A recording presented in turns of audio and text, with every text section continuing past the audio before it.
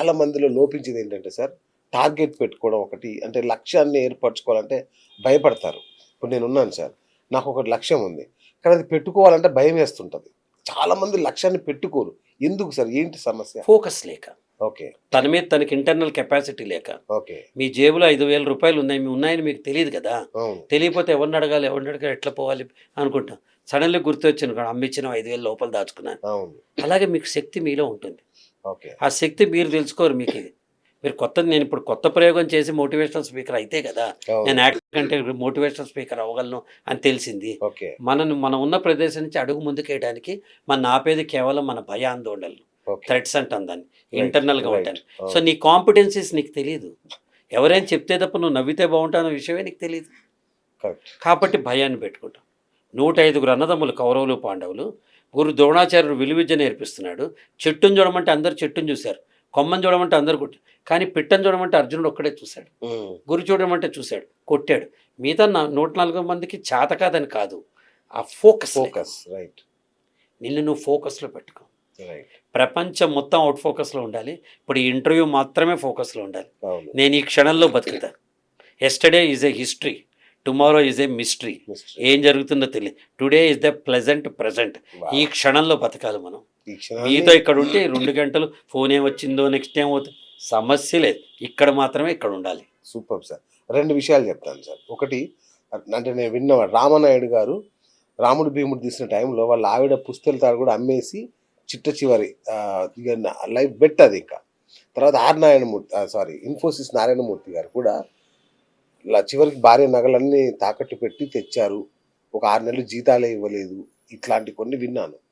విన్నప్పుడు భయం వేసేది నాకు. ఇంత రిస్క్ చేయాలా? ఇంత రిస్క్ చేస్తే ఎట్లా చేస్తాం మనం? బంగారం ఉంది దేనికి? బంగారం ఉన్నది దేనికి? దాన్ని ఎందుకు లిక్విడ్ అసెట్ అంటారు? అవసరాన్ని రాని బంగారం ఎందుకండి? అవసరానికి ఇల్లు ఎందుకండి? అవసరాన్ని రాని భార్య ఎందుకు? భర్త ఎందుకు? తోడు నిలవని వాళ్ళు. అది సరే సార్. ఆ తర్వాత నెక్స్ట్ అది కనుక సఫలీకృతం కాకపోతే వాట్ నెక్స్ట్? సరే నేను చెప్తాను నా లైఫ్. అదే ఈ భయాలు మా అందరికి ఉండే భయాలు నేను చెప్తానండి. ఈటీవీలో 1998లో పెళ్లి పందిరి అనే సీరియల్ తీశాను. రైట్. ఎక్స్ట్రాడినరీ హిట్ అయింది. బోల్ డబ్బులు కూడా వచ్చాయి. నేను, మల్లిక, సుబ్లేఖ్ సుధాకర్ గారు, మురళీమోహన్ గారు, ఎస్పి బాలసుబ్రహ్మణ్యం గారు నటించి, సిరివెన్నెల గారు పాటలు రాసి, బాలు గారు పాడి, మ్యూజిక్ గ్రేట్ సంగీతం శ్రీనివాసరావు గారు చేశారు. మల్టీ స్టార్ ఫస్ట్ టైం అంత భారీ తెలుగు ఇండస్ట్రీలో. అంత ముందరే నేను కెఎస్ రామారావు గారు కలిసి జెమినీ సినిమా క్విజ్ అని చేశాం. First time online.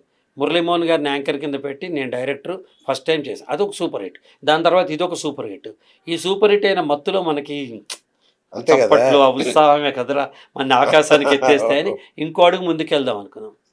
ఒక అవార్డ్స్ ఫంక్షన్కి అక్కినేని నాగేశ్వరరావు గారిని పిలిచాం చీఫ్ గెస్ట్గా. టీవీ అవార్డ్స్ వచ్చారు. రాగానే నేను, నా మిత్రులు అచ్యుతు, అశోక్ కుమార్, మేము అందరం ఉన్నాం. ఆయన టీవీలో నాకు యాక్ట్ చేయాలని ఉంది అన్నారు.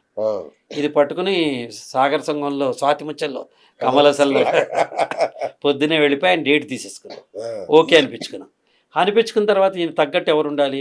పరశూరు గోపాలకృష్ణ స్క్రిప్ట్ అని అందరూ స్టార్లు గీర్లు అందరూ పెట్టేసి ఎక్స్ట్రాడినరీ సీరియల్ ఈటీవీకే మట్టి మనిషిని తీసాం.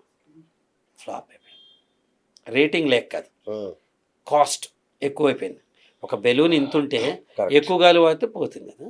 అలా మనం టీవీ సీరియల్ అనేది ఒక బెలూన్, ఇంతలో తీయాలి, అందులో మిగుల్చుకోవాలి. మనం ఎక్కువ గాలి ఊతే ఏమవుతుంది? బెలూన్ అయిపోయింది. చాలా నష్టం వచ్చింది. ఇల్లు అమ్మేసాం, తీర్చేసి ఇంకా వడ్డీలు కట్టి ఇంకా దాన్ని మిగిలిపు చేశాను. నా జీవితంలో కనీసం 10 సార్లు మా ఆవిడ పుస్తకాలు తాడి తీసి ఇది పెట్టేసి వాడు మొహాన్ని కొట్టండి అంతే. మళ్ళీ తెచ్చుకున్నా. ఇవాళ మళ్ళీ ఆస్తులు ఉన్నాయి, అన్నీ ఉన్నాయి ఇవాళ మళ్ళీ. సో నేనేమంటా అంటే, నీకైనా నిజమైన ఆస్తి నీ వ్యక్తిత్వం, నీకున్న నిజమైన బంగారం నీ భార్య, నీ కుటుంబం. దాన్ని చూసుకోకుండా నగల కోసం మొగుడితో కొట్లాడి, లేకపోతే ఆస్తి కోసం భార్యని కొట్లాడి ఇవన్నీ. సో రామానాయుడు గారు కూడా ఆస్తి ఆవిడే కదా, మేడం గారే కదా, అంతే కదా. మనకు కూడా ఆస్తి అదే కదా. ఆర్ నారాయణమూర్తి గారు, మరి సుధామూర్తి గారు ముందు బంగారం పెట్టి నువ్వు పెట్టుకోరా అనకపోతే మొగుడు ఇంత గొప్పవాడై ఉండేవాడా? కాబట్టి నా రిక్వెస్ట్ ఏంటంటే, 1 సారి 2 సార్లు 3 సార్లు ఎప్పుడప్పుడు సపోర్ట్ చేయండి భర్తను. అప్పుడు కూడా ఫెయిల్ అయితే మీరు తీసుకోండి. తప్పు చేయడం తప్పు కాదు, ఒకే తప్పు 10 సార్లు చేయడం తప్పు. 10 సార్లు 10 కొత్త తప్పులు చేయి, నువ్వు నేర్చుకుంటావు. ఫెయిల్యూర్ని, ఓటమిని మీరు గురువు కింద యాక్సెప్ట్ చేస్తే ఓటమి మనకంతా నేర్పిస్తుంది. అదే ఓటమిని మీరు బాధ కింద తీసుకుంటే అది మిమ్మల్ని నిరాశ నిస్పృహలు తీస్తుంది. అందుకే ఎంత గొప్ప లైన్స్, నాకు ఇష్టమైన లైన్స్ చంద్రబోస్ గారు రాస్తారు. తగిలే రాళ్ళని పునాది చేసి ఎదగాలని, తరిమే వాళ్ళని హితులుగా మరిచి ముందుకెళ్ళాలని, కన్నుల నీరుని కలల సాగుకై వాడుకోవాలని, కాల్చే నిప్పును ప్రమిదగా మలిచి కాంతి పంచాలని, గుండెతో గుండె చెప్పెను, అడుగుతో గమ్యం చెప్పెను, ప్రశ్నతో బదులే చెప్పెను, నేనున్నానని నీకేం కాదని. మరి ఆ సినిమాలో శ్రీయ గారికి నాగార్జున గారు ఉన్నారు, కానీ నిజ జీవితంలో మీకు నాకు ఎవరుంటారు? బిఎస్ గారు. అద్దం ముందు నుంచుని మనతో మనం చెప్పుకోవాలి, నేనున్నానని నీకేం కాదని చెప్పాలి. కుంగిపోయి బాధపడుతున్న భార్యని పిల్లలు దగ్గర తీసుకుని నేనున్నానని నీకేం కాదని చెప్పాలి. అమ్మకో నాన్నకో టెన్షన్ పడద్దమ్మా, it's only ups and downs of life, రంగుల రాటంలో కవి ఉప్పర్ కవి నిచ్చే, నథింగ్ టు వరీ, నీ కొడుకు మళ్ళీ పైకి వెళ్తాడు. మా అమ్మ నాన్న కష్టపడరు, నేను కష్టపడుతుంటే వాళ్ళ కళ్ళల్లో బాధ ఉండదా అండి? కట్టుకున్న భార్యకు ఉండదా? అత్తమ్మ వాళ్ళకు అందరికీ ఉంటుంది. మనం ఎప్పుడైతే స్థిరంగా అందరికీ కమ్యూనికేట్ చేసి ఇదొక నష్టం, ఇదొక సీన్ మాత్రమే నాటకంలో, తర్వాత సీన్ అవి పిక్చర్ బాకీ అనే ధైర్యం కల్పిస్తాము, అప్పుడు కుటుంబం చిన్న భిన్న కాదు, మనం కదా కమ్యూనికేట్ చేయగలం. కారు నడిపేది నేను కదా, యాక్సిడెంట్ అయింది, it's okay, not to worry, మిగతా సేఫ్గా వెళ్తాం అని మనం కదా చెప్పాలి. ఈ కమ్యూనికేషన్ ఉండదు, బాధ ఉండదు. ఒక బాధ రాగానే వ్యసనాల్లోకి వెళ్ళిపోవటం, మనిషికి దూరంగా వెళ్ళిపోవటం, అబద్ధాలు చెప్పటం. నేను నిజంగా నీకు ఇప్పుడు కెమెరా ముందు కదా, నాకు ఎప్పుడు లేదండి I'm very good in life అంటే కింద పడ్డావు కదా, అధమం నుంచి మళ్ళీ ప్రథమంకి అయ్యావు కదా, మళ్ళీ అధమానికి ఏ రోజైనా పడొచ్చేమో కదా. ఒక డెసిషనే కదా లైఫ్లో. మంచి ముహూర్తం అనేది ఉండదు సార్. మన మంచి నిర్ణయమే మంచి ముహూర్తం. మీరు చెడు నిర్ణయం తీసుకుంటే చెడ్డ ముహూర్తం. ఎంతమంది పంతులు పెట్టండి, పురోహితులు పెట్టండి, వేద పండితులు పెట్టండి, మీకు మంచి జరగంది అది మంచి ముహూర్తం ఎలా అవుతుంది? మీకు మంచి జరిగేదే మంచి ముహూర్తం. మీ నిర్ణయాలే మీకు మంచి జరిగేలా చేస్తాయి. సార్ ఇంకొకటి సమయ పాలన అనేది ఒకటి ఉంటుంది. దాని మీద నాకు చిన్న డౌట్ సార్. మనం ఉరుకుల పరుగుల జీవితం ఇదంతా, పరుగు పరుగు, గడియారం ముళ్ళులాగానే మనం పరిగెడుతుంటాం కదా. అంత క్రమశిక్షణ అంత అలా ఉండాలా? దానివల్ల ఈ రోగాలన్నీ వస్తున్నాయేమని నాకు చిన్న డౌట్. అంటే time is a good stress and a bad stress అండి. ఓకే. గుడ్ స్ట్రెస్ ఎలా? నెక్స్ట్ అరగంటలో నేను ఈ బొమ్మ కంప్లీట్ చేసేయాలి, ఈ కథ రాసేయాలి, ఛాలెంజ్, గుడ్ స్ట్రెస్. నెక్స్ట్ అరగంటలో నేను పరిగెత్తాలి, అవసరానికి మించి వెళ్ళాలి అనేది బ్యాడ్ స్ట్రెస్. ఓకే. ప్రతిరోజు మనకి నోటిఫికేషన్స్ వస్తుంది, భగవంతుడు పంపిస్తాడు, 86,400 క్రెడిటెడ్ టు యువర్ అకౌంట్ అని రాత్రి 12ంటికి వస్తుంది. ఏంటి రాదంటే ఒక రోజులో ఉండే క్షణాలు. మీకు, నాకు, అబ్రాహిం లింకన్కి, అబ్దుల్ కలాంకి, సీఎం గారికి, పిఎం గారికి, మినిస్టర్లకి, రోడ్డు పక్కన ఉన్న ఆటో డ్రైవర్కి, రిక్షా వాళ్ళకి, కష్టపడే తత్వం ఉన్న చీమకి, ఏనుక్కి, అందరికీ 86,400 వస్తాయి. కొందరు దాన్ని పదిలంగా, మురిపంగా, వాల్యుబుల్గా వాడుకుంటారు, కొందరు దాన్ని వృధా చేస్తారు. వాడుకున్నవాడు జీవితంలో పైకి వస్తాడు. సమయ పాలననే నేను ఇద్దరు వ్యక్తులు తగ్గించి నన్ను ఇన్స్పైర్ చేశారు. సూర్య చంద్రులు మా తెలుగు ఫిలిం ఇండస్ట్రీకి, ఎన్టీఆర్, ఏఎన్ఆర్ గారు. రెండు ఇన్సిడెంట్ చెప్తారు. చంద్రబాబు నాయుడు గారు అప్పట్లో సెల్ ఫోన్స్ లేవు కదా, వారు పార్టీ ప్రధాన సెక్రటరీగా ఉండేవారు, అన్ని వ్యవహారాలు వారిని చూసుకున్నారు. వాళ్ళకి ఫిలిమ్స్ చేసేవాడిని. ఓ రోజు రాత్రి 11 వేళకు ల్యాండ్ లైన్ చేశారు.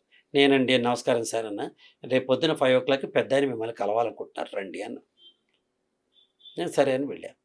వర్షం పడుతుంది, బోర్నని వెళ్ళాను. కరెక్ట్ మేడ మీద గదిలో రామారావు గారు అపోజిషన్ లీడర్ అప్పుడు. 502కి ఆయన గదిలోకి వెళ్ళాను.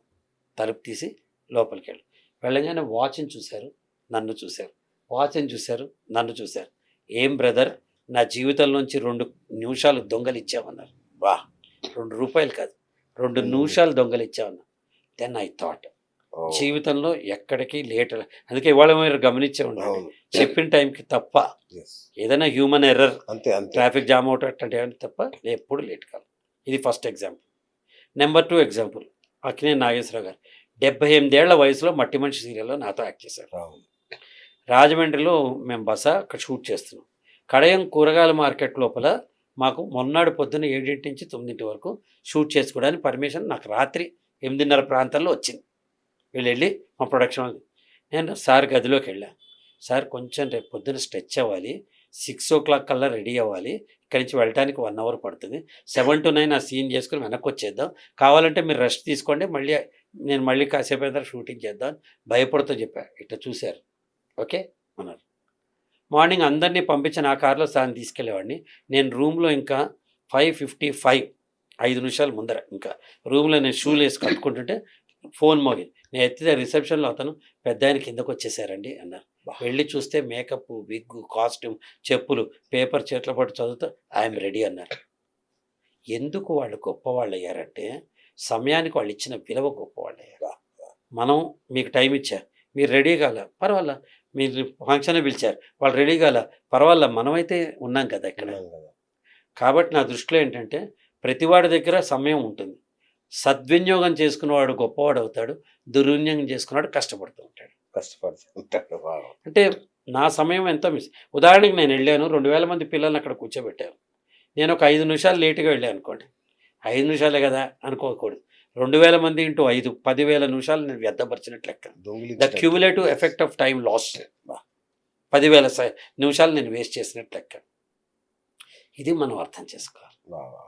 పత్రు గారు ఎప్పుడో చెప్పాడు, క్షణమే కదా అని ఒక్క క్షణాన్ని వేస్ట్ చేయకు, కాణియే కదా అని డబ్బును వేస్ట్ చేయకు, ప్రతి నీటి బిందువు, ప్రతి రూపాయి, ప్రతి సెకండు విలువైనవే అని చెప్పాడు.